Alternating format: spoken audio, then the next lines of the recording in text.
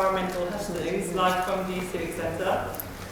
We have an exciting and packed evening ahead of us as we hear from our 4 candidates who are aiming to become an MP when the country is going to the polls on Thursday, the 12th of December. Before we get started, some formalities. I must point out the fire exit to my left with our lovely volunteers in high vis.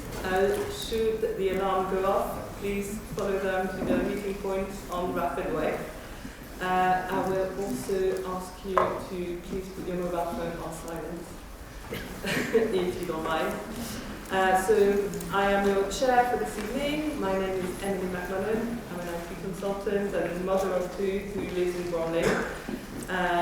This evening is being spearheaded by Green and Cleaner Bromley and organised in coalition, with Bromley Friends of the Earth and Bromley Youth Strike for Climate.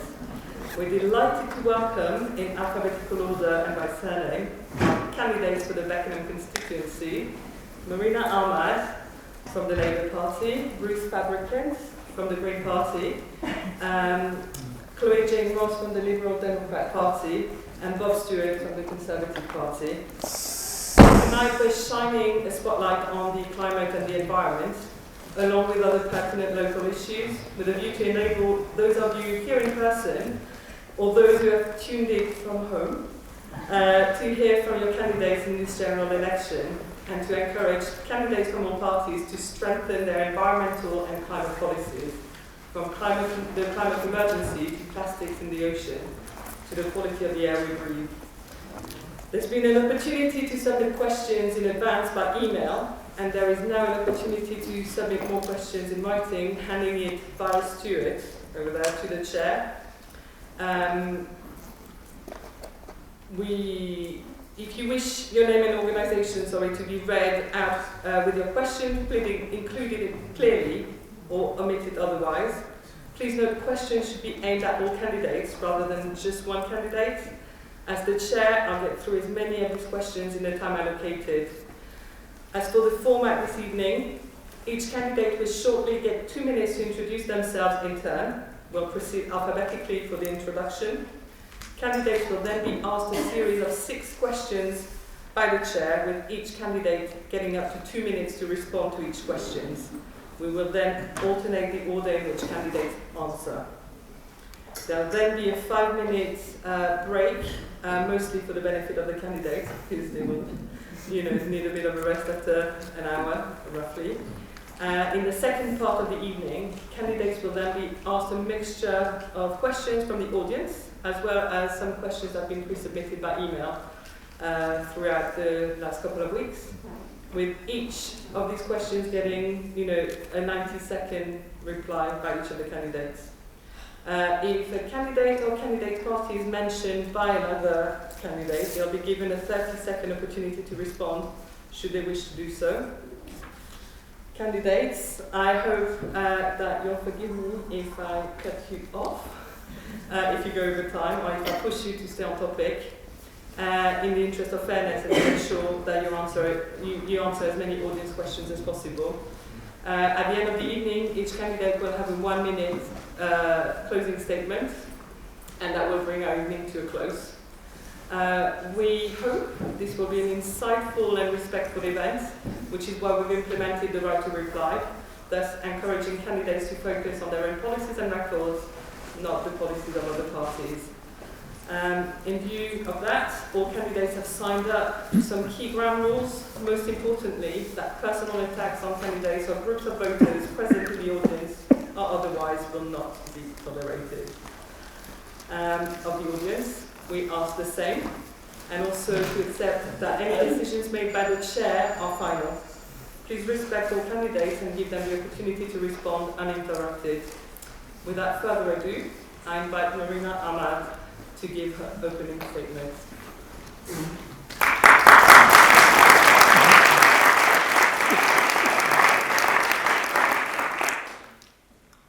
We're way behind in this country when it comes to climate change and dealing with the environmental crisis. The mainstream conversations that we're having now, we should have started 20, even 30 years ago.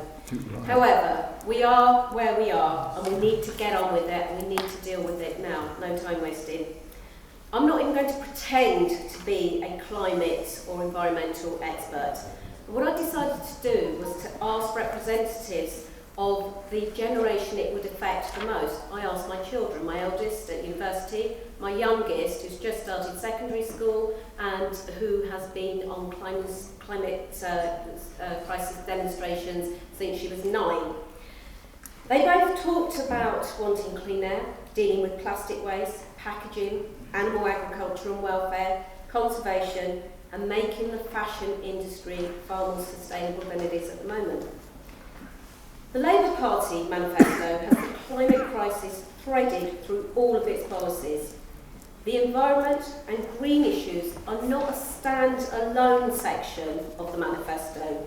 They're integral to every policy and the backbone to our values within those policies. It's very simple. If we're serious about dealing with the climate crisis, we have to have a multi-layered, holistic approach. It's about our individual choices, local and national government, manufacturing and business.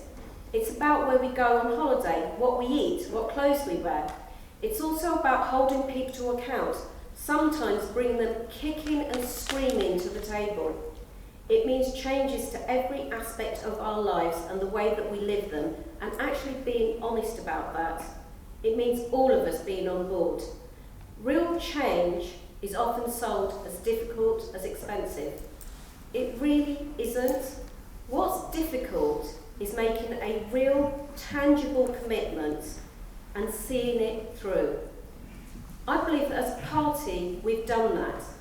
And commitment to reversing the climate crisis should never, ever be difficult. Well said.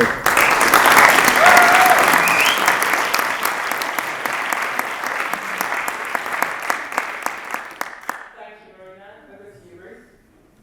Good evening, everyone. Yes. Good evening. I took retirement from full-time teaching 6 years ago, which gave me time to follow hobbies and join local pressure groups such as CND, Bromley Against Fracking and Bromley Trades Union Council, and stand up to racism.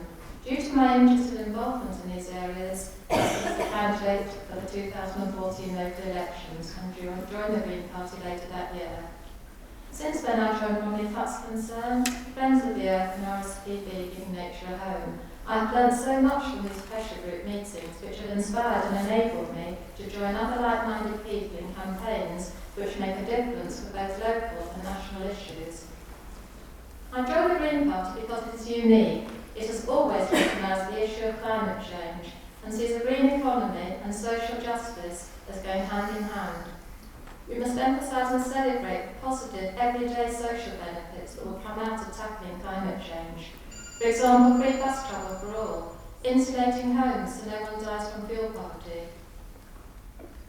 We support bringing railways back into public ownership, which will reduce fares and provide a better service. We will create a first-class transport system to make it quicker, cheaper, easier, more convenient to travel around London without a car.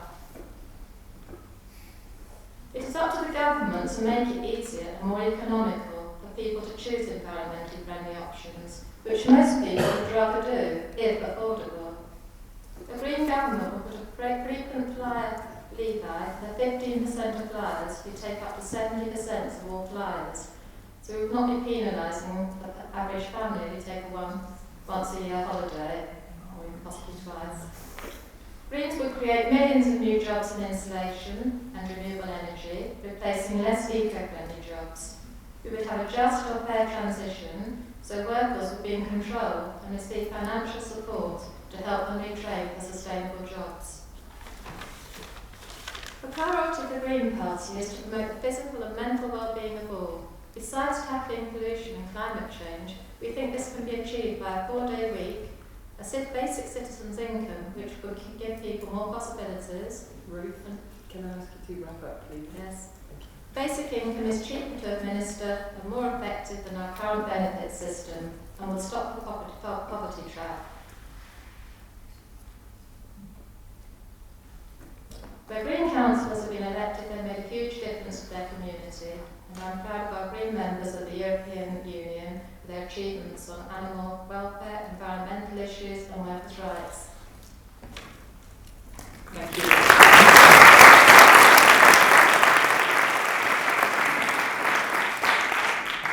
Thank you, Ruth. Over to you, Chloe Jane. Thank you. I'm delighted to be here. I'm a member of the Cleaner and Greener Facebook group. It's a great place to go for ideas and to get green news. But what impresses me the most is the sheer passion and determination to make a difference across the borough. And it's that passion that has brought us all here tonight, and I thank you all. My name is Chloe Jane and I'm the Lib Dem candidate for Beckenham. I do a lot of volunteer work in the community, including setting up and running the Beckenham Green Friends. I'm passionate about road safety and livable streets. We need to stop inappropriate speeding, put in safer crossings, start monitoring our air pollution and doing more to get cars off our roads. That way we'll promote walking and cycling. The top two headlines in the Lib Dem manifesto are Stop Brexit, obviously. No way. And the climate emergency. We have over 50 policies in our plan to tackle the climate emergency. They include immediate climate action now, renewable energy, insulating homes, creating more green industry, jobs and products, saving our nature and countryside, protecting animals, improving transport, fixing our railways, reducing car travel, and just cleaning up the air we breathe. The climate emergency does not know borders, and this is why staying in the EU and working together is essential. The EU led the world in agreeing the ambitious global targets in the Paris Agreement. It was Ed Davey and the Lib Dems that led to securing that Paris Agreement. We want to work with the EU to achieve net zero emissions across all 28 member states.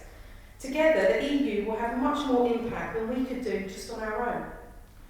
We are the first generation to know that we are destroying the environment, and probably the last generation with a chance to do something about it before it's too late. There is no planet B. We have a moral duty to act, and the Lib Dems are committed to doing that. We have a radical, credible and detailed plan, and we will work with as many people from as many parties and interests as possible to get that done.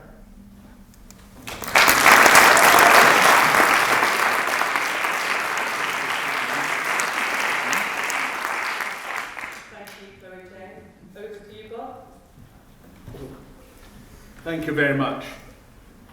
I'm quite clear that mankind is affecting the climate. Climate's cyclical, we all know that. From the medieval times to 1850, there was a little ice age. The Thames froze up, there were ice fairs on the Thames. But today's ferocious world weather actually is different. It seems to be a real problem, and we have got to fix it. It does impact on health. This Air Quality in Bromley guide suggests to me that the 6 wards in the Beckenham Constituency, the latest figures are 2008. 60 people died because of poor air quality in 2008 in those 6 wards. So there is something really going wrong. I think we've started to deal with the problem. I think we have reduced, since 2010, the amount of carbon we're putting into the atmosphere by 25%. Coal-fired generating electricity stations will be finished by 2025. There's only 5 left by next March. We are world leaders. We are actually world leaders in offshore power generation. And since 2010, the amount of power generated by offshore has multiplied 6 times. I'm very pleased to see electric cars increasing. I want one myself. They're very expensive. Hybrids are good, but by 2040, the government has suggested there will be no more cars produced that run on petrol. And I've got 30 seconds left, and all I want to say is the government plan is to have us at carbon zero by 2050, and they're doing that because the Independent Committee on Climate Change has suggested that is the best date to achieve it. Too late. Too long. Well, we'll come back to that. And finally, can I just say, the Climate Change Act of 2008 was adjusted on the 27th of June to put that commitment into law. Thank you.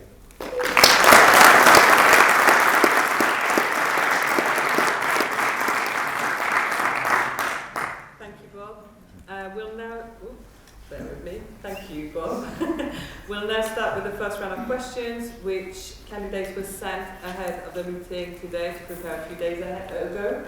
And we will start with Ruth. The question goes as follows. UK Parliament is committed to zero emission by 2050, while Extinction Rebellion has demanded a reduction to zero emission by 2025. Do you think it is enough to commit to a reduction by 2050, or must we act sooner in response to the climate crisis? How will your party support a target of zero emissions? Over to you, Ruth. We have a climate emergency. It is vital we act now. The Green Party commit to a target of zero emissions by 2030, which we believe is achievable. The Green Party have always recognised the issue of climate change and have been in the forefront of both tackling it and influencing other parties and holding them to account. We are the party leading the fight against climate chaos. Our new Green Deal will get the UK on track for our target of 0% emissions by 2030. This will be through meeting most of our energy needs through the domestic production of renewable energy, reducing our overall energy demands from buildings and homes, transforming UK industry, transport and land use, housing, insulate homes to avoid fuel poverty, public transport, more reliable and affordable trains, better options for cycling and walking, make it cheaper and more convenient to travel without a car. We, the Green Party, have set our spending over a period of 10 years to support our Green New Deal and pledge to deliver our promise of zero emissions by 2030. In October 2018, the United Nations Intergovernmental Panel on Climate Change published a landmark report warning of the urgent need for rapid and unprecedented change in all aspects of society to cut emissions in half in just 12 years. I'm proud to say that Green councillors in Bristol were the very first politicians in the UK to act in response. Weeks after the publications of the report, our current general election candidate, Councillor Carlo Daniel of Bristol, brought an urgent motion to Bristol City Council declaring a climate emergency. This committed the council to comprehensive action to make the city carbon neutral by 2030. We, the Green Party, have set our spending over 10 years to support our 10-year Green New Deal and promised to deliver our promise of zero emissions by 2030. And I'm proud that it was Caroline Lucas, our Green Member of Parliament, who welcomed the inspirational environmental activist Greta Thunberg to Parliament.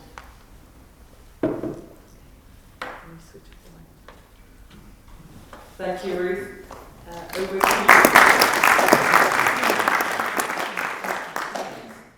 Over to you, Chloe Jane. Thank you. Thank you. This is actually quite a timely question, as Extinction Rebellion glued themselves to the windscreen of the Lib Dem electric bus today. And I say to that, good on them! The government should commit to what we can achieve in a sustained and managed way. However, what we can does not stand still, and the work of a group like Extinction Rebellion is critical to continuing to challenge the government to do better and to do more.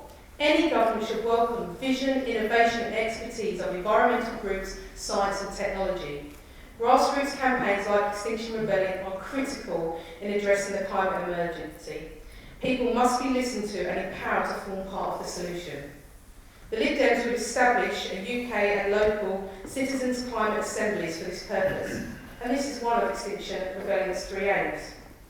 The Lib Dems have a target to achieve net zero by 2045, and if we can do it sooner, we will. You've got to. We need to restructure our economy to ensure that every decision taken by national government, local councils, businesses, investors, communities and households all make progress towards the net zero objective. To get this done, we will establish a Department for Climate Change and place environmental regulations on companies and statutory duties on local authorities. We have a whole raft of policies to reduce emissions. I'll go through as many as I can. 80% of electricity by 2030, subsidies for solar, building more offshore wind, ending the ban on onshore turbines, investing in new technologies, reinstating the Green Bank, restoring zero carbon homes as standard, cutting the VAT on electric vehicles, no increasing runways, cancelling Heathrow, tax frequent flyers more, reforming agriculture. The list goes on and on in this manifesto. It's very thorough.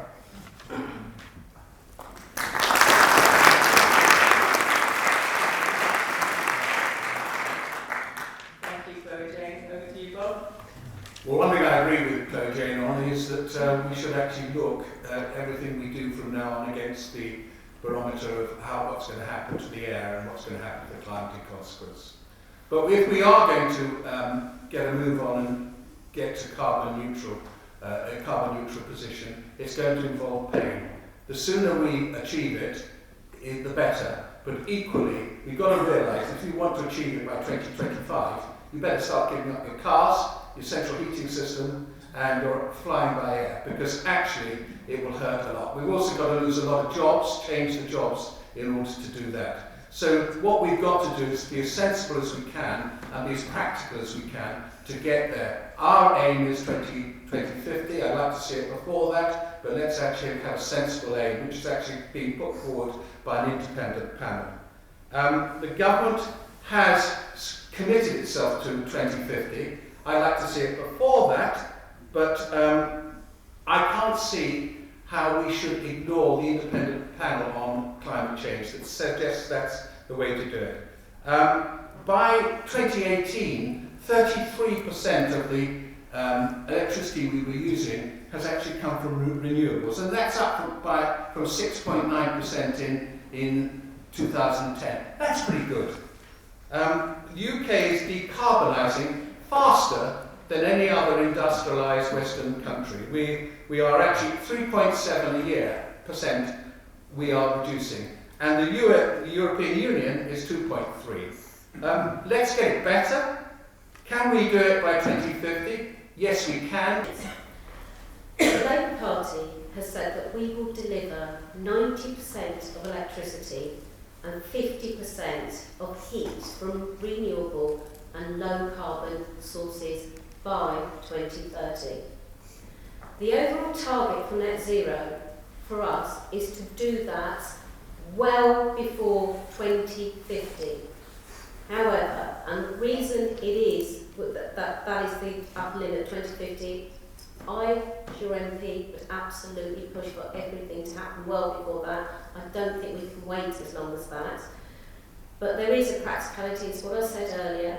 It is a multi-layered approach. It's about what we do as individuals, and it will affect, if we're serious about it, every single element of the way that we live.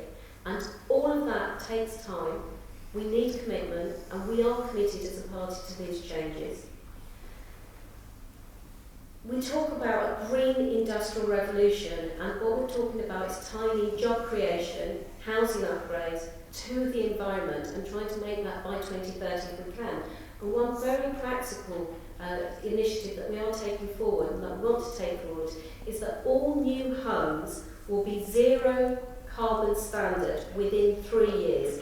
Better energy efficiency, low carbon renewable energy sources, and not fossil fuel burning energy such as gas, lots of solar panels, super efficient insulation, triple glazed windows. And we have a practical example of where that works. In Norwich, a Labour-run council, there's a housing estate, I'm sure you saw that in the news a few weeks ago, that received an architectural award because of what it managed to achieve in terms of its green-friendly initiatives and zero carbon initiatives. What I will say is that in 2015, the Labour government actually passed a standard for new homes, and unfortunately that was scrapped in 2016 by the coalition government.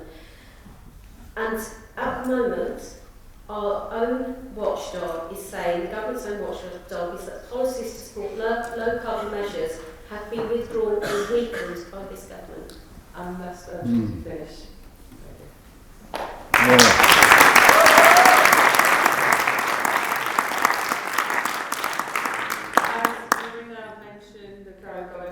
will give Rob a right. The coalition. Apologies, sir. No. Both parties. Both of you have a right to reply to Maria's statement, should you wish to do so. I'm fine. You're fine? Okay, so I'll proceed with the second question. It is estimated that exposure to PM 2.5 particulates contribute to more than 8.8 million deaths worldwide, compared to 7.2 million from smoking. and plays a large role in increasing the risk of stroke, lung cancer and heart attacks, as well as significantly impacting on respiratory problems like asthma. It's been shown to affect children's development and brain function. We'd like to know what action your party will take to measure PM2.5 pollution and protect residents, especially vulnerable groups like young children, in areas where PM2.5 levels exceed the World Health Organization suggested maximum exposure levels. Please address both wood burning, stove and fires, as well as car pollution in your answer. And this question goes to Chloe Jane first. Thank you. I feel really strongly about this invisible killer. We are not doing enough locally or nationally. The first thing we need to do is work out the scale of the problem. If we know where and when the worst pollution occurs, we can do something about it. Back in 2012, Bromley Council reduced the number of air pollution monitors across Beckenham and the borough. To my knowledge, there is only one that is calibrated to scientific levels, and that's at Beckenham in Elm's End. But this has not been connected to the London-wide air monitoring system. I've been personally asking Bromley Council for a while now when they're going to update their 2010 Air Quality Action Plan, and it's disappointing it has not been done.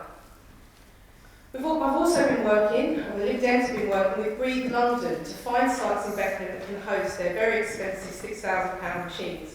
I've even offered my own place on a busy main road, but they're looking at schools first. Despite our campaigning, Bromley Council do not appear to have any plans currently to increase air quality monitoring or join up to London-wide networks. So we've started to build our own. We found somebody locally who was building them, and they showed us how to do it. We have 3 in operation and 4 more ready to be installed. Everything's got put on hold for the election. The great thing is they're really cheap to build, and each one costs about £25. You can pop them up on the outside of your house, and they get connected to a website that displays the results. It's not scientifically calibrated, but it's indicative. We want to roll this project out as far and wide as we can, and we've also done some work with the Green Group to try and get a conference of interested groups together, so we can get more of these up. We need a government that takes air quality seriously. The air in London and parts of Beckenham repeatedly exceed EU limits. The Lib Dems would do the following: pass a Clear Air Act to be enforced by Air Quality Agency and enshrine the right to unpolluted air wherever people live. We would extend low emission zones, bring forward banning petrol and diesel cars, new ones, get people out of cars by making streets safer, make buses and taxis ultra low and electrify the railways. Well said.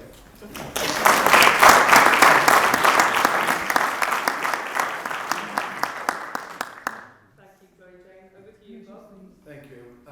Particulate matter, something I didn't know very much about till I saw this question, so I had to do a bit of work on it. This is something so small, it's at 1/20th the size of a piece of sand, the smallest bit of sand. So we're talking about stuff that's wandering around in here, going into your lungs, and actually can reach your brain through the bloodstream. So this is very dangerous. By the way, in Bromley, we are probably the best borough in London, along with Havering, for lack of deaths because of this problem. 6.3%, according to this document. I am quite pleased that only 12% of the sort of pollution comes from cars. I thought it'd be much more, cars, vehicles. It's 12% according to this document. But other things cause a real problem. There is a real problem in the valley, around the Valley School, going up towards Bromley from Shortland Station. I know that, and people are trying to do something about it, the council are. But 38% of this PM stuff is coming from wood burning and coal fires. So we've got to get a grip of that. 13% is from industrial processes, and 16% from industrial production. Electric cars are good, because they're the only thing that we think can, maybe hydrogen or something else can be used. But at the moment, electric cars are the only zero emissions vehicles that we can find. The government has produced a clean air strategy, which actually promised bold new approaches to make 50% of the population not actually under threat under the World Health Organization rules, 50% by 2025. We'll see if that happens. I don't know whether they can. I hope they can. The World Health Organization says this clean air strategy the clean air strategy suggested by the government should be a world-leading example to others.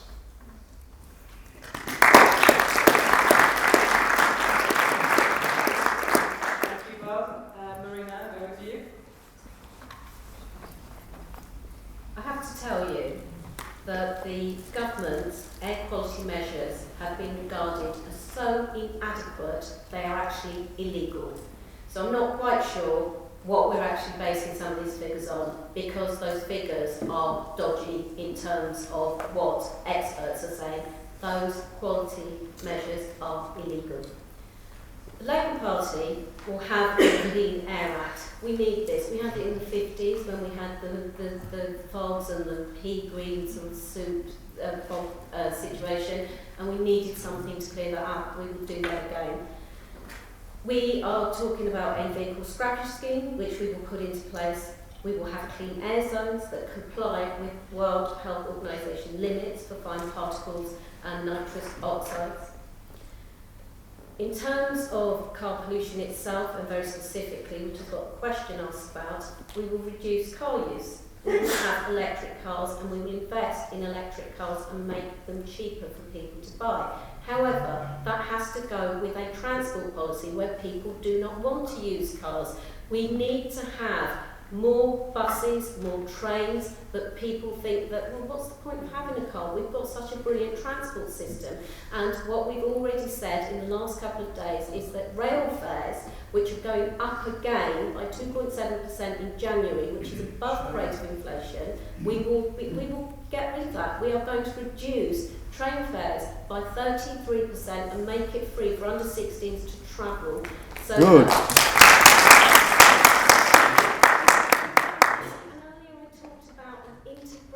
Policy, and this is part of that.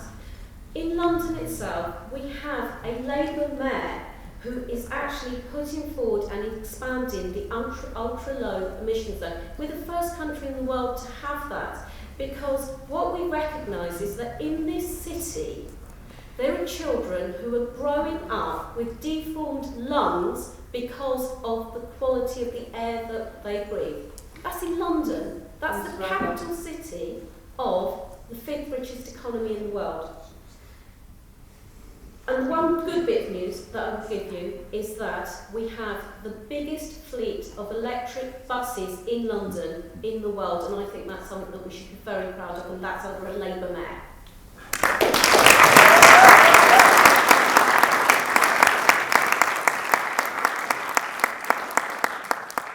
Thank you, Marina. Ruth, over to you.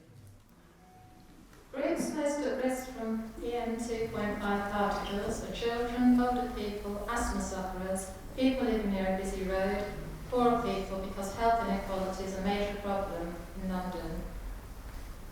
These high-risk groups add up to a very large number of Londoners, but because we are all moving around a highly polluted city, everyone's health is threatened. The Green Party would address this by a very low emission zone in London, which has actually just started by Sadiq Khan, and we were pressurising for it. Similar zones have reduced pollution elsewhere, such as in Berlin. All new buses would be low emission hybrid, hydrogen or electric. Current buses should be retrofitted. The whole bus fleet needs to run on these technologies. A new taxi strategy to reduce emissions. Taxis are a major feature of London life, but they will be less polluting. And other Green Party members have often politely asked taxi drivers to turn off their engines and stop idling while waiting. Steps to encourage more walking and cycling, reducing car journeys. Under our new Green Deal for transport, we have committed to invest in public transport, walking and cycling, so wherever possible, wherever people live, they're not being forced to use a car. We promise £2.5 billion a year on new cycleways and footpaths. Besides reducing pollution, this promotes a healthier lifestyle, which will gradually reduce cost to NHS services. We believe prevention is better than cure. Free bus travel for all, as opposed to the £60 billion HS2 rail.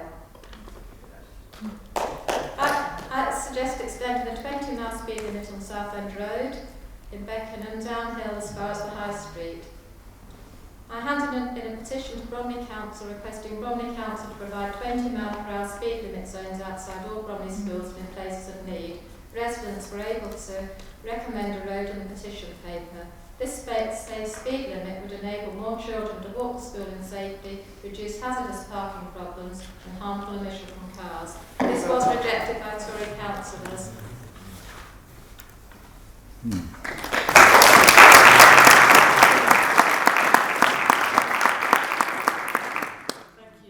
I'm going to have to be a little bit more stern in terms of the timekeeping because time is running away and we have loads of questions. I'll move on to the next one, which will go to you first, Bob.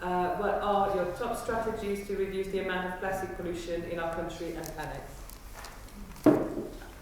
The government has already banned microbeads in care and cosmetic products.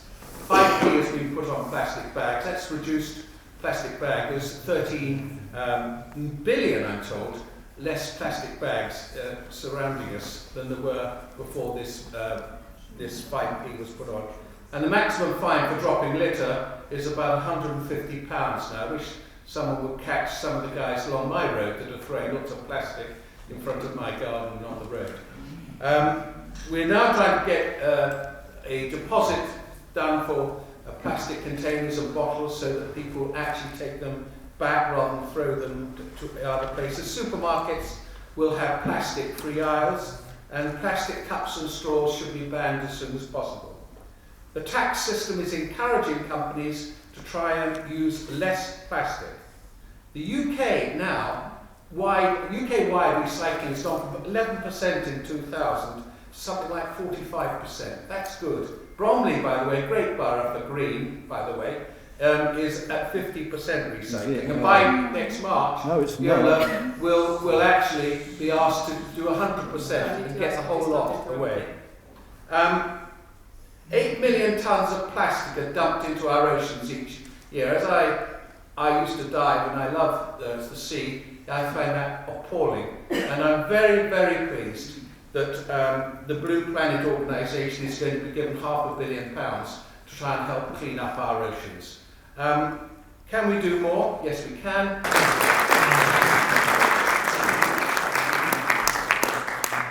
Thank you, Bob. Over to you, Marina. We can take as much individual responsibility as we should around recycling, about our own behaviour, but ultimately that isn't as good as the big plastic producers. Now, I don't know about you, but I get absolutely fed up of going to supermarkets and just seeing bananas wrapped up in plastic, broccoli wrapped up in plastic, you know, the strawberries on plastic trays. We really do not need this. And what a Labour government will do is make the manufacturers of plastic and packaging responsible for actually disposing of it and recycling it. And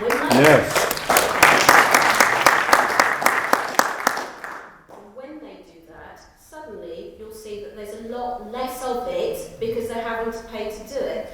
However, we do need to be more creative. It is perfectly possible these days to have non-plastic alternatives. Now, recently I was at a National Trust property, not having a glass of water, and realised that the cup that looked just like a plastic cup was actually made of cornstarch.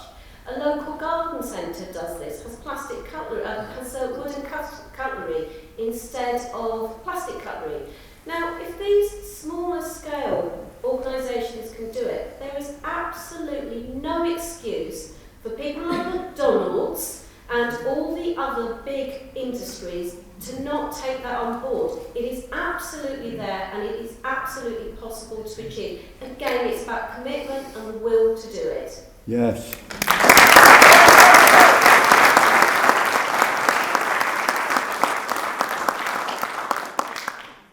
Thank you, Marina. Over to you, Ruth. Plastic is cheap, strong, light and versatile, but the harmful impacts far outweigh any positives. The vast majority of plastic waste is out there in landfills and the natural environment, polluting our land and seas. We need to phase out all but the safest and most essential plastics. Many plastic items, such as children's toys, for example Lego, can be either kept to pass on to future generations or given to other families or charity shops. One of the worst items are single-use plastic bags, used for a short time but take 1,000 years to disappear. There are many very attractive, strong fabric bags available. As an alternative, which are washable and can also be folded to go in a pocket or handbag, we need to pressurise all supermarkets to stop providing any type of plastic bag, and then everyone will get into the habit of carrying with them a strong, lightweight bag for shopping. Plastic water and drink bottles. Instead of using these, I carry my flask. I often take this to meetings, on day trips to London, the countryside and sea, and even on holiday with me for picnics on the beach. Educating young children in school about the harmful effects of plastic and litter is an excellent way to reduce plastic pollution. Children will go home and pass on the message to their families, and also give their parents strong reminders where necessary. Put a plastic bottle out of the sea to save our sea creatures was very popular and created discussion at a local Kelsey Park event.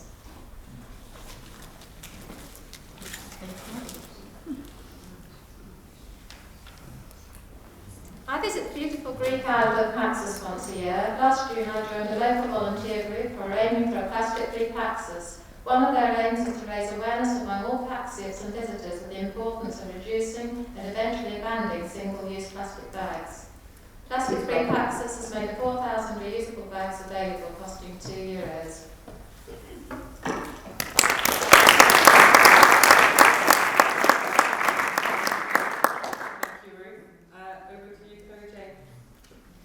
Pointless plastic infuriates me. Why do 3 cans of beans come shrink wrapped? Why do ripe avocados have to come on a plastic tray?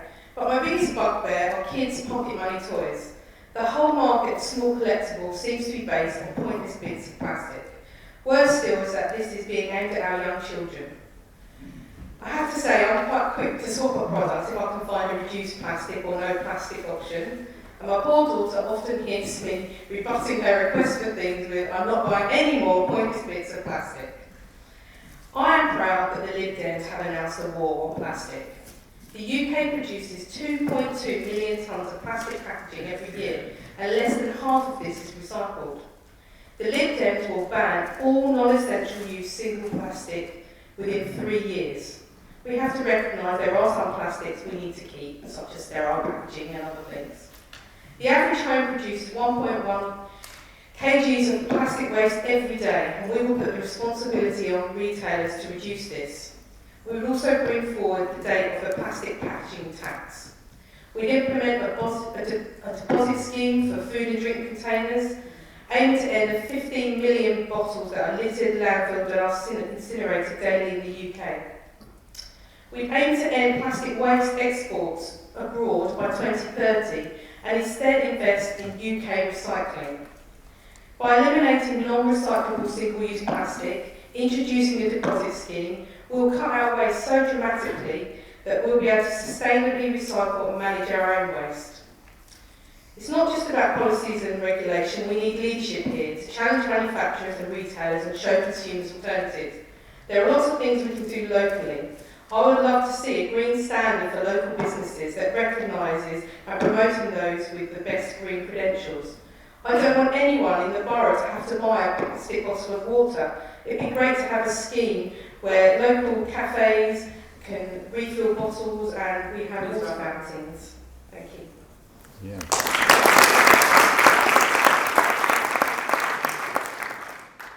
Thank you, Chloe Jane.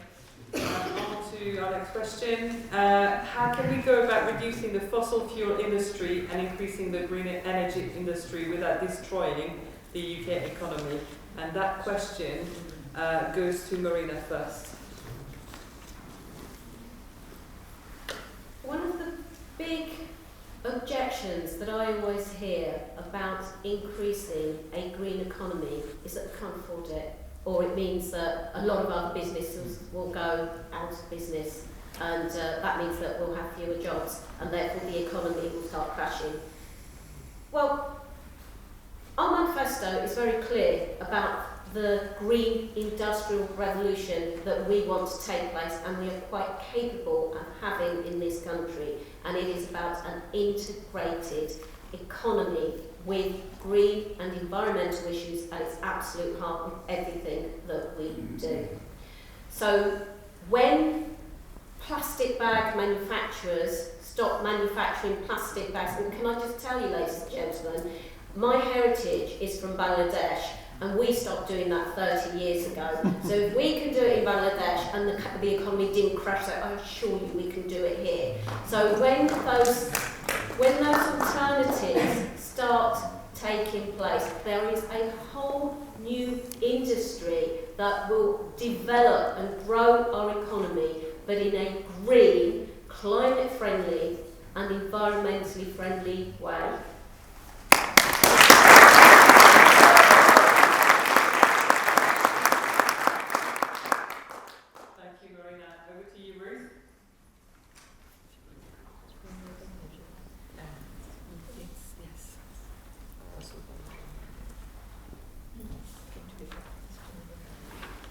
I'll read out the question again. How can we go about reducing the fossil fuel industry and increasing the green energy industry without destroying the UK economy? I joined the Green Party because it is unique. It has always recognised the issue of climate change and sees a green economy and social justice as going hand in hand. The new Green Deal investment will rebalance... Renewable energy is not just about saving the environment anymore. It is now also about stimulating the economy, creating jobs, generating new sources for growth, increasing income and improving trade balances. I joined the Green Party because it is unique. It has always recognised the issue of climate change and see a green economy and social justice as going hand in hand. The new Green Deal investment will rebalance industry away from the carbon past and towards the renewable future. We will create millions of new jobs in insulation and renewable energy, replacing less eco-friendly jobs, but we will commit to a fair or just transition, so workers would receive financial support to be trained for sustainable eco-friendly jobs. This training and skills will help prioritise communities hit hard by economic change over recent years. A circular economy will underpin this green industrial revolution, repairing and recycling, reducing the need to buy new expensive products on a regular basis. The Green New Deal will bring back the UK as an internationally recognised manufacturing powerhouse with proactive, wide-scale support for the UK-based manufacturing of renewable energy infrastructure. We will support small local businesses by reducing rates, but will ensure large corporations pay their taxes. Margaret Thatcher actually stated that prosperity can be achieved throughout the world, provided the environment is nurtured and safeguarded. Protecting the balance of nature is one of the greatest challenges of the 20th century. Mrs. Thatcher did not commit or manage this, to say the least. It was just words at a particular time. We, the Green Party, can manage it through our well-planned and carefully costed new Green Deal.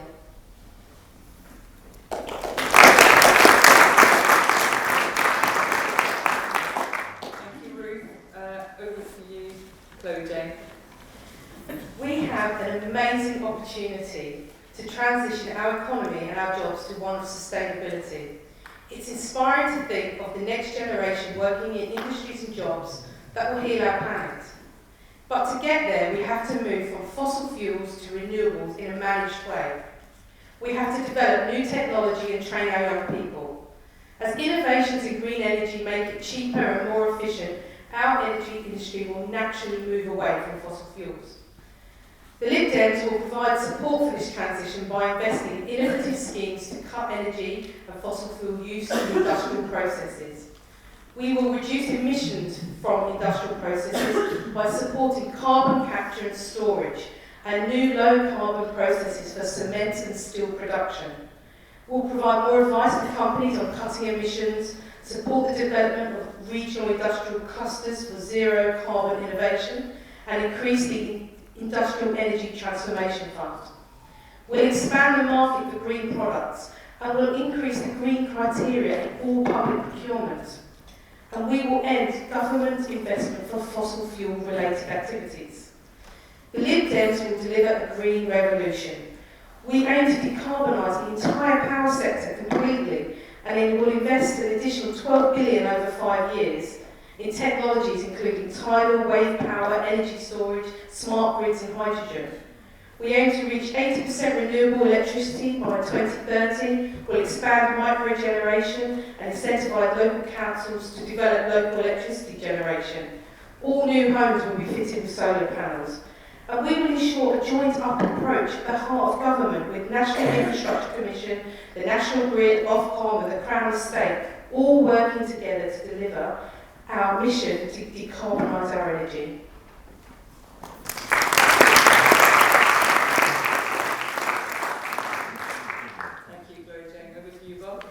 The answer to the question is we've got to do it with care and slowly but properly. And everyone else has agreed that we've got to switch to a different kind of way of doing things. I agree, but let's do it in a managed and proper way. I am delighted to say that for 90 hours over last Easter, the electricity provided to our homes was not provided from any power stations that were generated by coal. That is fantastic. The National Grid is saying that by 2025 it will actually have zero carbon emissions from its processes. I think that's excellent. Fracking. Well, I was in support of fracking as long as the Chief Scientific Officer said it caused no harm. When the Chief Scientific Officer said it was likely to cause harm, I changed. And the problem with fracking is it's actually a fossil fuel, which of course we don't particularly want. So there's another minus about that. 33% of our electricity was provided by renewables last year. In 2010, that was about 7%. I think I've mentioned that before. Offshore wind generation by 2030 is going to produce 40 gigawatts, and actually what we need at the moment is 103 gigawatts for the entire system. So we're going on pretty well there. I still support nuclear energy to provide electricity. We're going to need it for a while. Shame on you. 2 minutes is up. Is that? No, 30 seconds to go. 30 seconds, sorry. I'm going to write you a sign. I will finish by one other thing. If we get carbon neutrality as soon as we can, that is fantastic. But remember, we've all got to bear in mind that the rest of the world produces 98% of the carbon in the atmosphere, and we are not immune from that.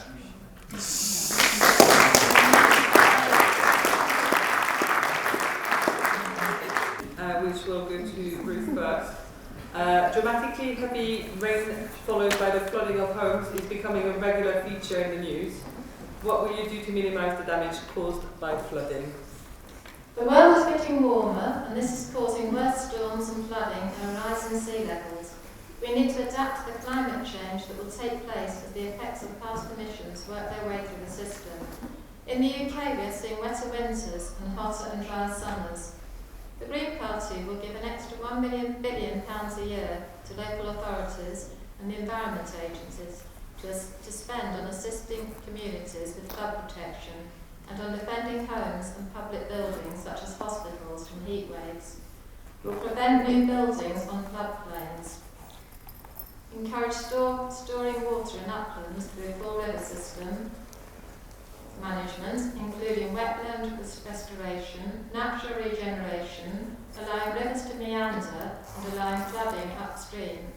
Water management needs to become part of the rules for farming subsidies. Having the government act as an insurer of last resort where commercial insurance companies are refusing to provide flood cover.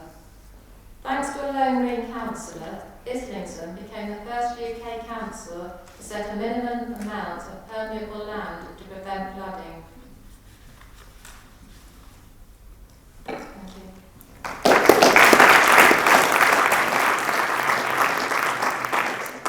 Thank you, Ruth. Over to you, Jane. There's no doubt that people's homes being flooded is a tragedy. Having your home destroyed by a force that you can do nothing about must be one of the worst things that can happen. The Lib Dems want to invest in flood defences, enforce stricter planning regulations and ensure that the most vulnerable people have adequate insurance.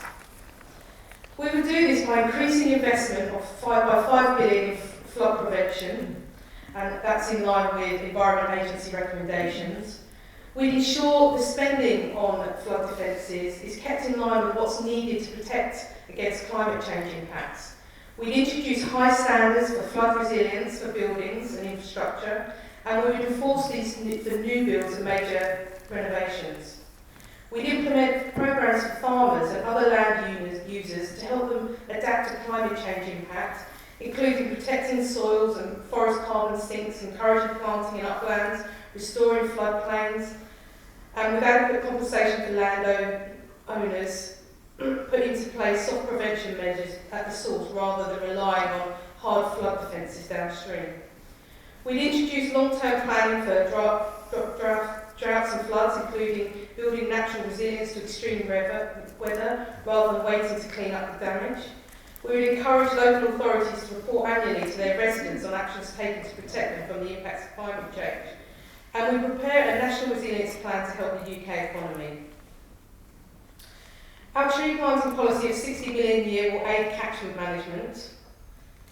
But more can be done with planning laws. Quite simply, we must stop building on floodplains. New development and increases in density must be matched with upgrades to drainage and sewerage in the surrounding areas. The council must encourage the use of permeable surfaces to allow rainwater back into the land on all new driveways, and it should look at its own stock to make sure that we use permeable surfaces as much as possible.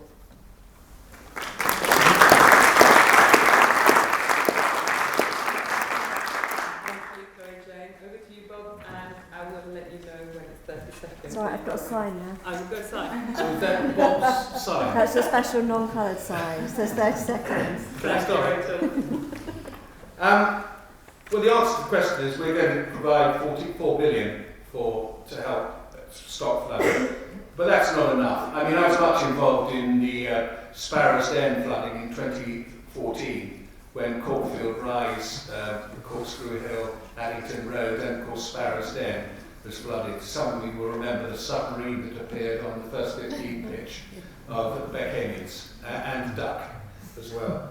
It was really difficult to stop it because the word Spring Hill comes from a good reason. The water table had come up and there was areas where the flooding was which didn't have a drain off. So that's got to be fixed, such as the first 15 pitch. And of course the River Ravensbourne went underground and it was too full. That's got to be sorted. It is not a problem just for the local council, it's the Environment Agency, and in this case, in 2014, it was the Army. So I was quite happy to talk to the Army about it. I think we've got a very good flood strategy in Bromley. This is not my business, it's a Bromley Council matter, but Bromley are very, very aware of the problem of flooding, and they try and give as much warning as they can to people and try and help when they can. So the answer to the question is, we're going to give 4 billion. I think we'll get more than that, because if we don't send money to Brussels, actually Brussels sends quite a lot of money in flood relief back to the UK. So we'll take that money, put that on top of the 4 billion. That's what I'd like to see happen. But either way, we've got a problem in this country, because when heavy rain comes, floodplains become floodplains, and if houses are there, that's a problem.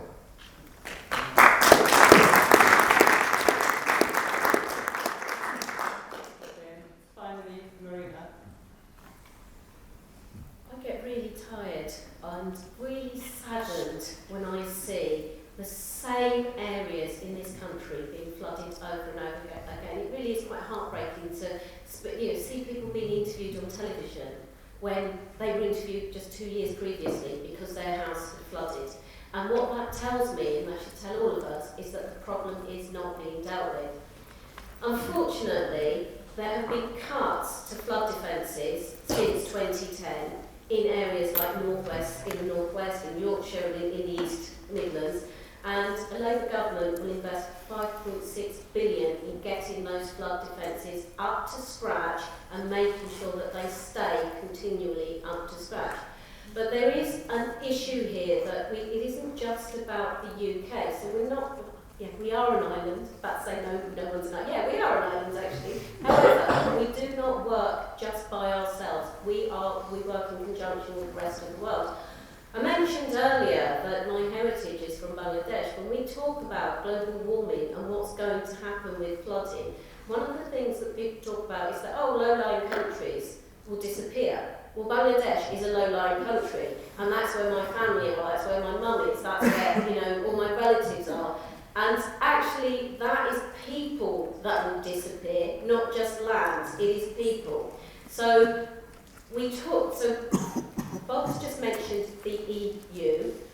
One of the reasons that I'm a solid Remainer is because I know that in conjunction with international organisations such as the EU, we can actually start making those differences rather than just trying to do it ourselves.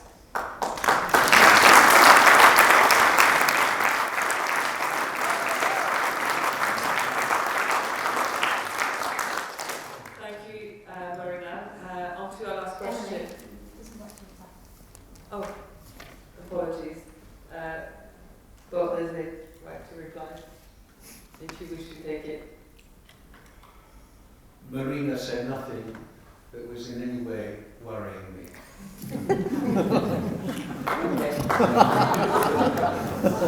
I'll just have to try harder. Please do.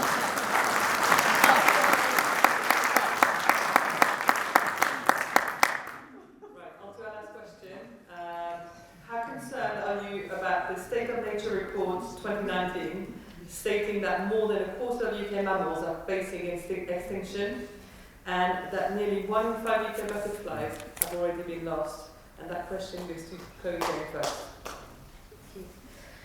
I feel genuinely sad every time I hear that a species of animal or plant has been lost forever. And the rate at which it's happening is truly devastating. And I want to ensure that we have proper protection for our wildlife and countryside. Individually, there are things that we can do to protect our biodiversity. I run my block of flats where I live, and quite a few years ago I arranged to have one of our lawns let for the summer for butterflies and bees. We're on our 6th year now, and it's amazing how many wildflowers we didn't know were there popped up. I also run the Beckenham Green Friends on Beckenham Green, and we're looking at planting the green in ways that will support and encourage wildlife and native plants. Often though, the plants we want to use are at odds with landscape management, as they are not easy to maintain or are susceptible to disease. But we will persevere. I've worked a lot locally on protecting trees. Where I live in Beckenham, there's a huge area with old trees whose roots are encroaching on properties, and the insurance companies there just want to fell them instead of looking for other means to protect the house. Bromley Council do the best they can, but too often developers get there before anyone's noticed and it's gone. It's the lack of power to protect our countryside and animals that angers me. I think many of us will recall the disgusting netting scandal where a development netted a whole bunch of trees to stop birds nesting there.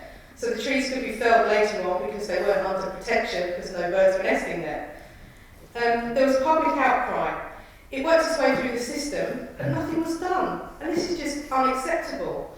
This is why I'm so proud of the Lib Dem commitment to establish an Office of Environmental Protection that will hold the government to account for our wildlife and countryside. Let's get some teeth behind the flagrant abuses to our environment. Yes.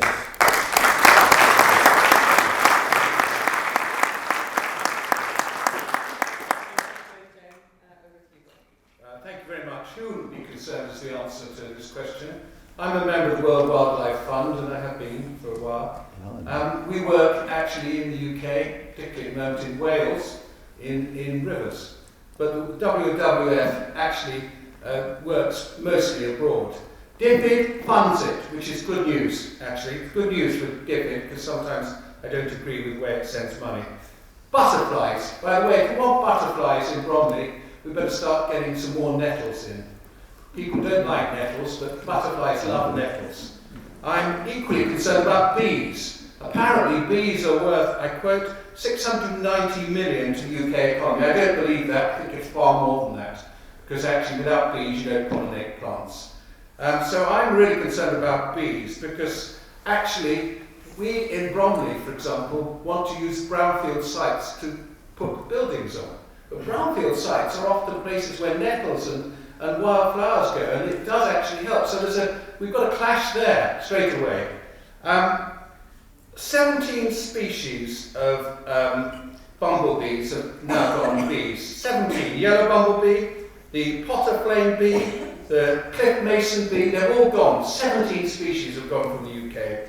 We are planting 30 million trees in our manifesto, and 500,000 hectares will be allowed to go back to natural grounding. But can I point out, ladies and gentlemen, is that 30 minutes, 30 seconds? 30 minutes 30 is too long. seconds. I got 30 seconds up. We've done it in 30 seconds.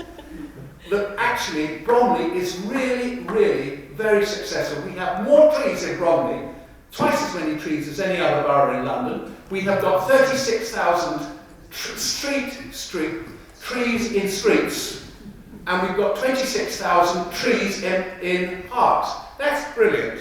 I think, actually, I will end by saying 5.8 billion is committed to the international climate finance initiatives, and that means things like trying to save the jaguars, trying to save the forest elephants, and orang-utans in Indonesia.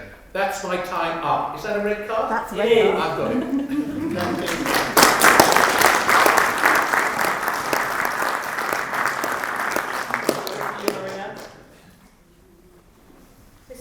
Sadly, it's not just butterflies. It's hedgehogs. When I was a child, we had hedgehogs all the time. One of the ones that I was most shocked about that are disappearing are sparrows. Sparrows, sparrows are becoming extinct, where they were possibly the most common bird when I was a child. I think there is a huge issue about how we plan the buildings that we plan, so that's in an urban environment, and there is no reason why we cannot plan again with the environment and green issues and our wildlife in mind. It just takes commitment, and it's that word that I will keep emphasising. It is absolutely about commitment, and I, as a Bromley councillor, I sit on a planning committee. And what I would like to see is actually legislation saying that every single new property that is being built has to have an environmental standard for wildlife around it. That is that's legislation, and we can do that, and it's something we can implement locally. However, it's also about rural issues as well. It's about how we farm. It's about the chemicals that we use, and all of these things need to be dealt with, and we can do it. It's about finding alternatives. We don't have to use the chemicals that we use. We really don't, and the public are actually voting with their feet. The sale of organic fruit and vegetables is absolutely, sky high, because people don't want that anymore. They want stuff that's safe for them, their families, and for their children. And again, it's about having an integrated way of looking at how we do everything, and there's no reason why we can't do it with the environment and green issues in mind.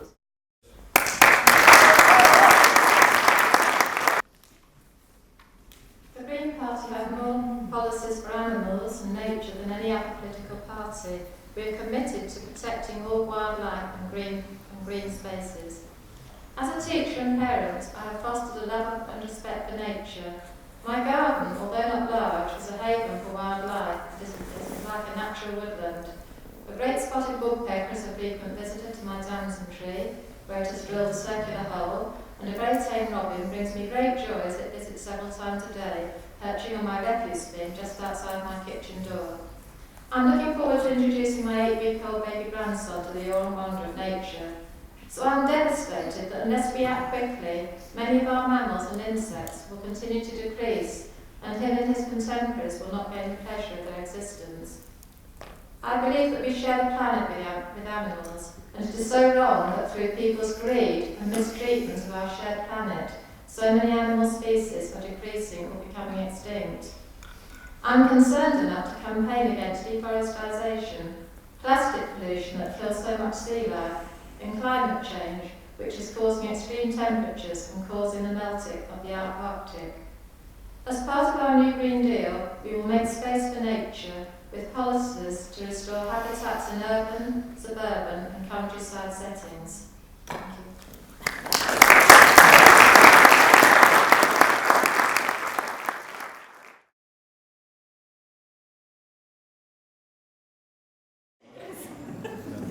That's it.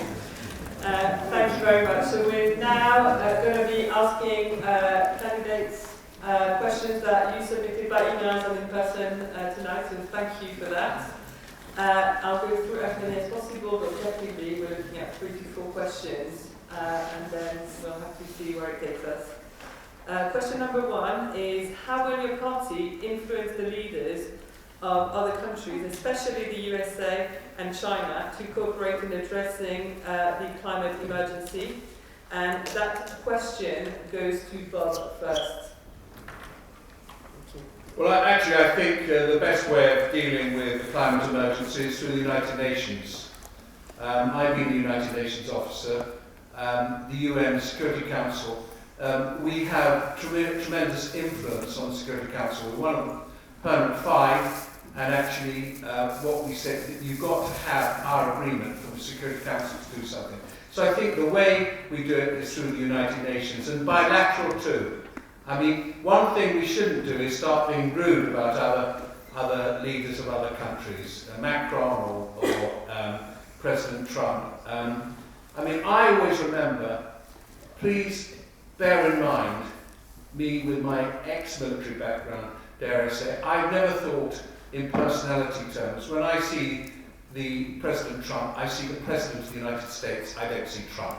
I don't particularly like Trump, but I see the President of the United States. So we've got to deal with people straightforwardly and honestly. If we actually get, what we suggest we're going to do, well on the way to carbon neutrality, we will lead the world. We're already leading the world in many things on this business, so let's use that as an example, and let's hope others follow us.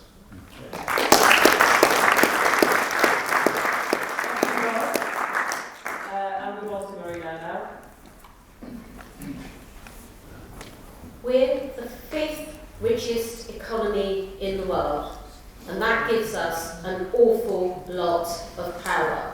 So, if the President of the United States, who we may or may not want to insult, actually wants to invest in the UK in whichever way, or whether China wants to invest in the UK and those markets are open to them, we actually can set that standard. Why can't we turn around and say, well, actually, there are certain things that you have to do. So those products that you want to send here, they have to have been produced in a way, and we must be allowed to go and check that they're being introduced in the way that you said that they're being introduced in. Yeah. So it's about using our economic power, but also it's about what I said before, international organisations, and using those organisations to bring people to the table. The EU just happens to be one of the best ways of making sure that people actually do what they're supposed to do in terms of the environment. It's one of the biggest payment dogs in the world.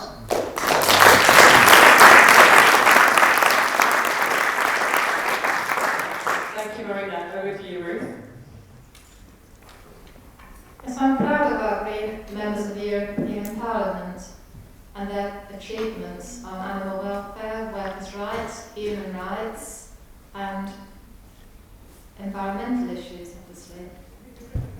Greens are strong remainers, and we feel, although the EU is not perfect, that we're better in it than out, and we can work well together, to resolve issues. There have been no wars in Europe for the last 50 years. We would focus on cooperation to achieve sustainability and resolve conflict. I can't say I would like to meet Donald Trump myself at all. I don't maybe it may be necessary.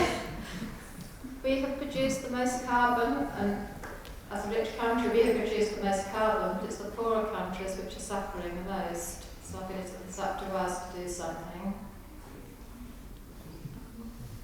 Thank you.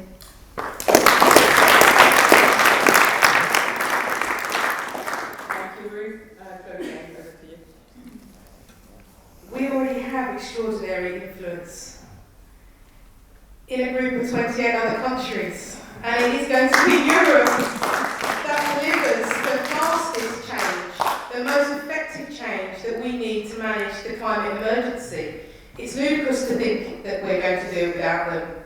They're our partners, we'll do it with them, and we will work with them to support developing countries. We will also work with them to influence other countries that are not developed, that aren't taking the same strategies as us. But here in Britain, we do lead the world in a lot of technologies that are going to help solve the climate crisis. And we will invest in that. We will innovate, and we will provide opportunities for them. And if we build it, they will come.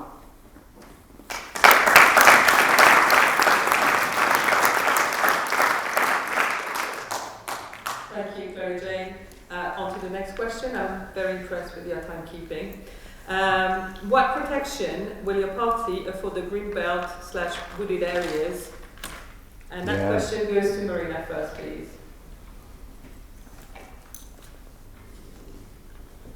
Our greenbelt is one of the most precious assets that we have in this country, and we will protect it. As a government, we will protect it. Of course we will, because previous to the break, we talked about the impact of what's happening with wildlife.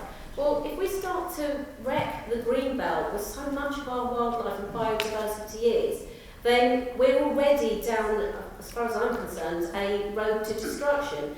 So the Labour Party's policy is always will be and always has been to protect the green belt, and it's something that we will follow through because it is precious to us. Yes. Thank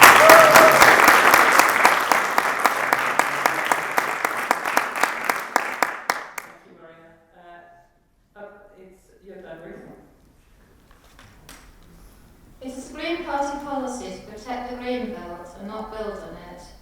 Instead, we would build on brownfield areas and bring empty homes back into use. Yeah. So I make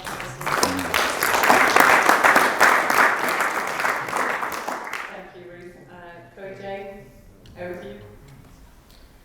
The Lib Dems won't just protect the green belt. We will restore and replenish our countryside. We will introduce the Nature Act to restore the natural environment and protect our air and soil and biodiversity. It's not just the green belt, we'll also create a blue belt for marine biology to protect our marine life as well. We've got so much more diversity in this country. It's marshlands, it's peatlands, it's heathlands, there is lots to do. And we need a huge programme of rewilding, bringing back all that green space to protect our countryside.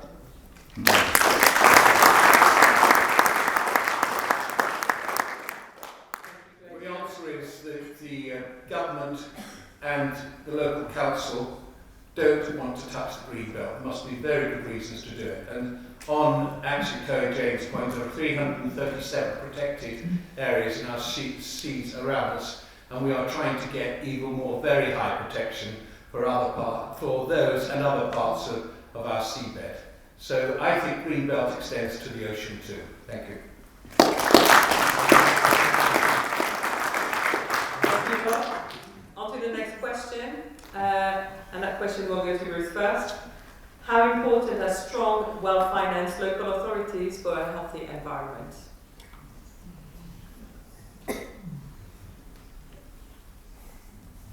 Well, we would like a more equal country where everyone can build a decent, secure life. We would introduce universal basic income to replace benefits, based on a 4-day working week, ban 0-hour contracts and a maximum pay ratio of 10.1. The basic income, in case anyone wonders, is actually cheaper than our current benefit system. Thank you. Over to Chloe Jane. Well, I think everyone knows in this room that it's absolutely critical that our local authorities are funded to create healthy environments for us. And they've been slashed to the bone. We all know that. They can barely afford to pay for the social housing and other things. So things things like road safety, livable streets, protecting our parks, none of these things have been looked at. They're not able to invest. It's absolutely critical we change that. London's a very busy city. It's not possible for us to all commute on buses and trains. There actually isn't enough room, there's not enough capacity. We need to have people on bikes. I don't cycle anymore, it's too dangerous. My husband had a very bad accident. I'd never cycle with my 6-year-old on any road in Beckenham. If we want to make our streets better, we're going to have a complete review of how our streets operate to make it equal for pedestrians and cyclists, and that will also improve the air quality around us. Yeah.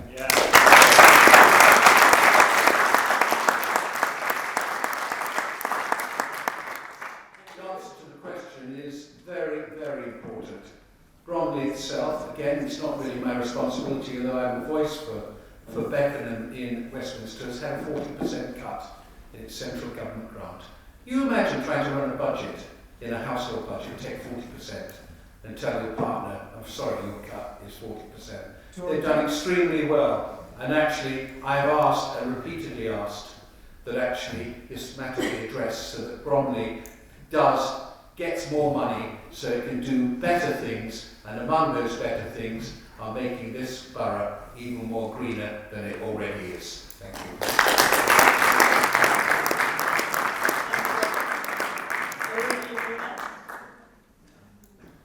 Well, I'm really glad that my colleagues on the right of this panel have agreed that we actually need more financing for local authorities. Yes.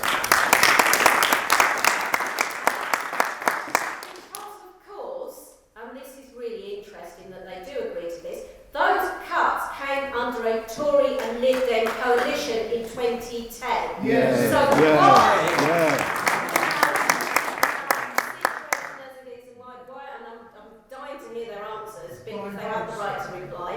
But the issue is that we don't have strong, well-financed local authorities in the UK at the moment. So even basic services, so we know about social care, we know about what's happening to our schools, we know about every single service that has been cut, often to the most vulnerable and to the people who need it. Now, those cuts, I'm sorry to tell you, are still carrying on, and we will carry on having more of those. We cannot afford to not do this anymore. We have to reverse those cuts, not just reverse, but actually start investing in local authorities, because they are the ones that provide the local services that you, me and our families rely on. Yes. I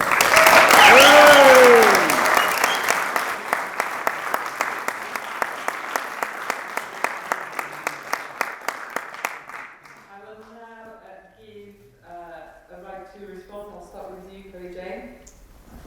I will take this one. There's always a lot of Lib Dem bashing about their time in coalition. And sometimes I think that's quite disingenuous, because when 2010 started, there was no money. There was no rainy day money. Every budget plan had cuts, including the Labour plans, well documented, you can see it. And so it's disingenuous to say that when there was no money left, that we had to make cuts, and that Labour hadn't already committed to making those cuts too. What's important is... Not true. What's important is, as the economy's gone on a better track, is the decisions that have been made since then, and the decisions that will be made going forward.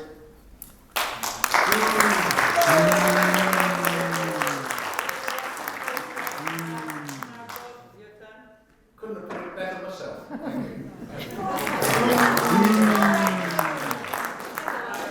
Should I just have a right of reply to Please that? do. Because my party was just attacked in that. There was a choice, ladies and gentlemen, in 2010. And what the coalition did was go for the low-hanging fruit. And it was the most vulnerable people in this country that have been attacked. And I'm sorry, I'm not prepared to hear about Lib Dem bashing when people have died as a result of the cuts that were made by that coalition. You should be apologising. Yes. Yay!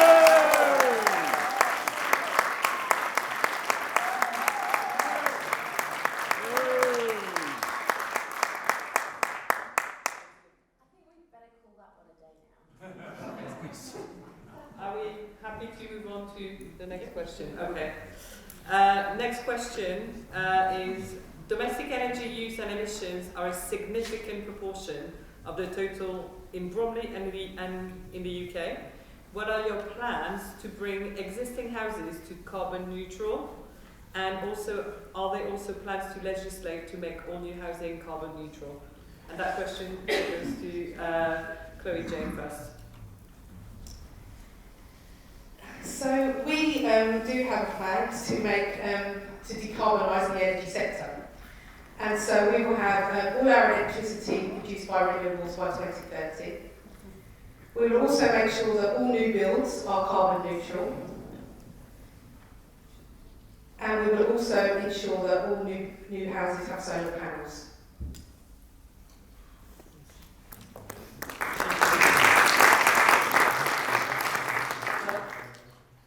The so-called Green Deal Home Improvement Fund provides £7,600 to homes that want to have assistance to try and make them more greener, more warmer and more efficient. That's in place already. But I think the government is putting an additional 9.2 billion. These are meaningless figures, of course, but if you think of it, a bit more money than 7,600 per house. Let's just hope we get that soon. But we've already got £7,600 available for people to assist them to get their homes energy efficient. I better start with my own.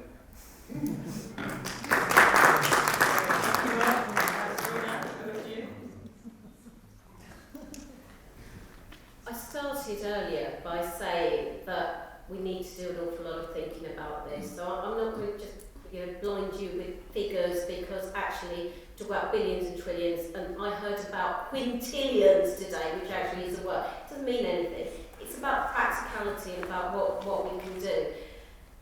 I spoke earlier about what we're going to do with new properties, and I'll just go through it again, that all new homes from the start of the Labour government, within 3 years will be energy efficient. They will have low carbon, renewable energy from low carbon energy sources, and there will be an emphasis on solar panels, super efficient insulation, triple glazed windows, and I gave you the example of how that's possible by that housing estate in Norwich which won awards, so we can do it. What the bigger issue actually, I think, so it's easier to do it with the newer ones because you're starting from scratch. The bigger issue is what we already have in terms of housing stock. Now, like many of you here, I live in Beckenham, I live in Coley Hall in the 1930s property. Now, I got very excited a few years ago when the government was going to give a grant to have cavity insulation. I rang up the hotline and was told, forget it, you don't have a cavity because of the way that property has been built.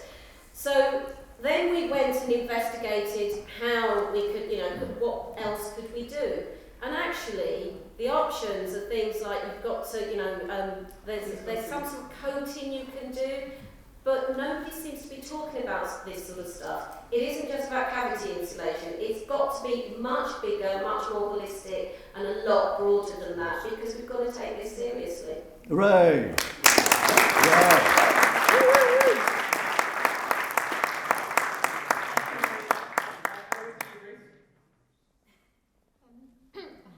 We will reduce CO2, tackle fuel poverty, tackle fuel poverty, and have generally affordable housing. We will raise 1 million homes per annum to high efficiency standards and empower local authorities to bring empty homes back into use. We'll insulate all homes and have solar panels.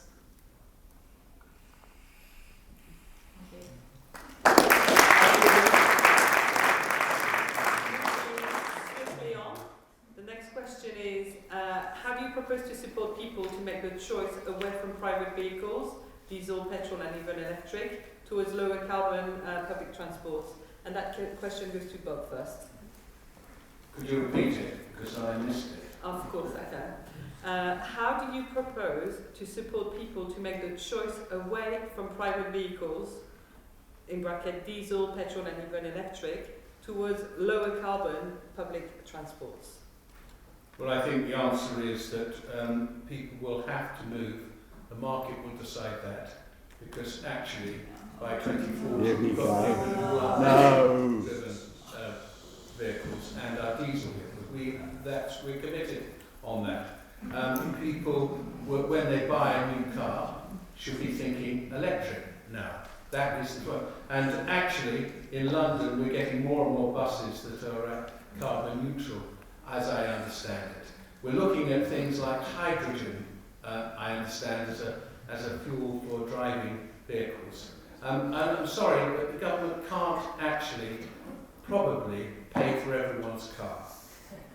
You've got to pay for your own private car. Better actually use public transport. I do. I don't think I've ever been into Westminster in my car. In the time I've always used public transport, and if I'm late home, I come on the N3 bus. So there we are. Thank you.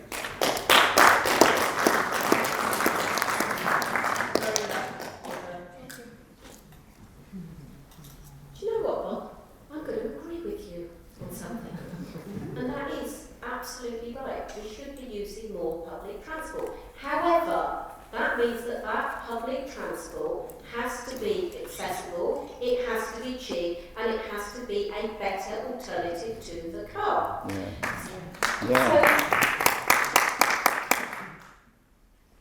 this government, and I'm sorry Bob, your voting record actually shows that you have voted consistently for price rises for trains. So I've said it, I'll say it again, 2.7% increase on average above inflation rates that's going up in January. Now, that is not going to encourage people to get into their cars. The average cost of a season ticket will go up by £1,027. That's just not sustainable, it's not reasonable, and it's not fair. So why is it that it's cheaper to go to Paris on a return trip by plane than to go to York on a return trip by train? Well said.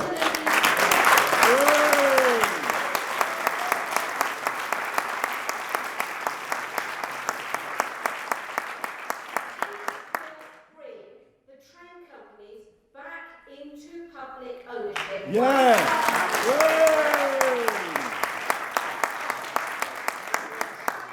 Ticket prices will go down so that people want to use them. It is not difficult. It's very, very simple. Well said.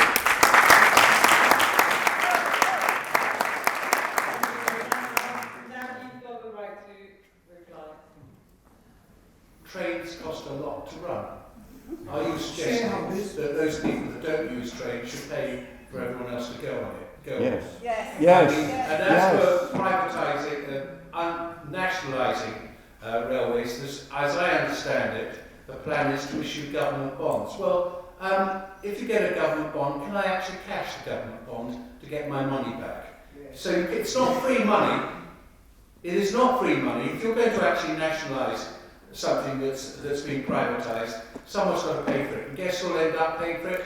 The taxpayer. That's Fine. us. Thank you. Fine. That's fine. Yeah.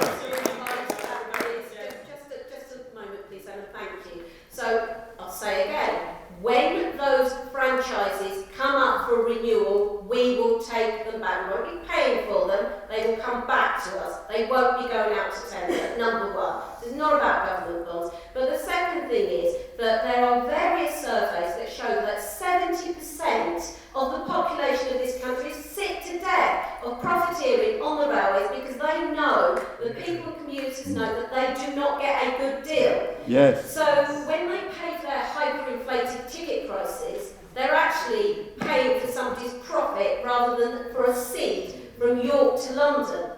I believe in bringing trains back into public ownership because I'm a commuter and I am sick to death of not getting value for money on my ticket price. Hooray!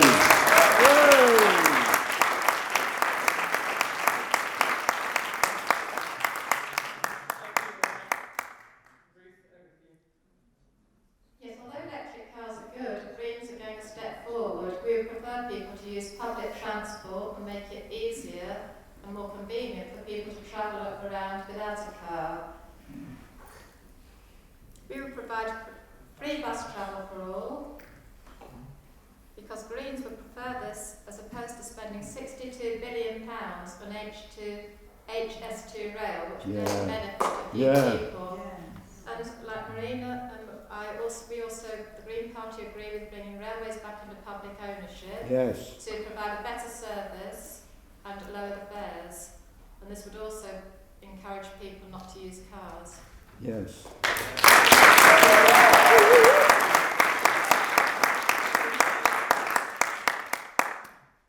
The Lib Dems would invest in the railways, and we would invest to create more capacity. So we would go with HS2 and HS3 and Crossrail 2 to enable people to get around our country on the railways. We would restore bus routes where they've been taken away and look at developing the bus network further. We would reduce the VAT on electric vehicles. And we do a lot more to promote active travel, cycling and walking, as I've spoken about earlier. And we would bring forward the date of banning new diesel and petrol cars to 2030. Good.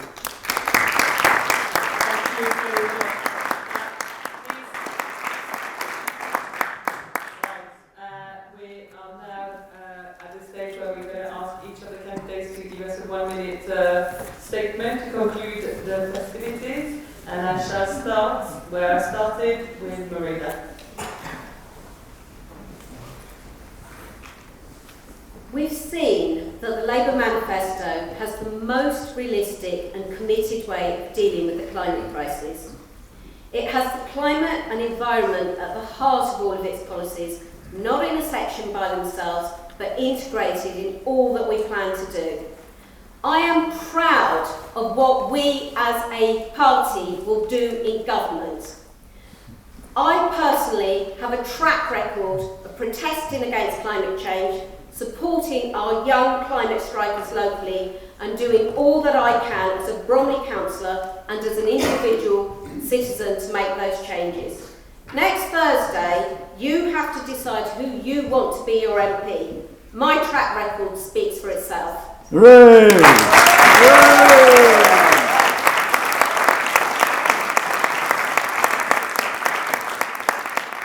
Thank you, Marina. Ruth, over to you. Greens are committed to promoting the physical and well-being of all, and after years of austerity, we will put money back into public services. Greens have been the forerunners for climate change, leading and influencing other parties. We are the party of good ideas, and all our ideas and policies are well planned and costed. We need more elected Greens in Parliament to ensure a fairer Britain and achieve 0% carbon emissions by 2030. The Green Party makes sense. Vote for what you believe in.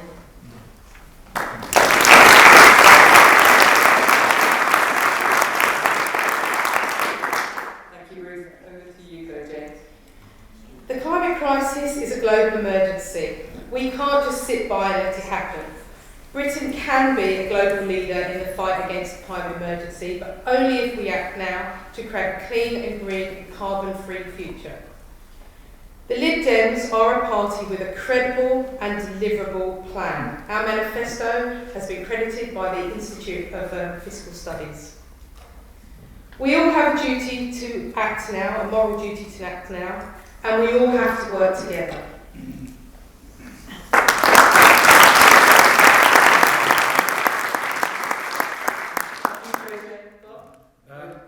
Obviously, I support all means and practical means of trying to get to zero carbon emissions as soon as possible.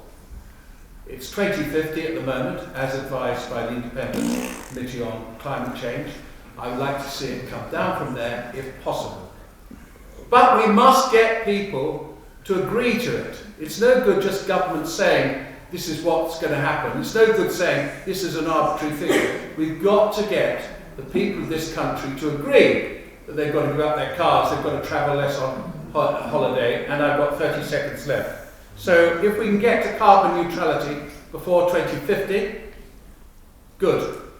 I would like to achieve that. But that's the target at the moment. Thank you.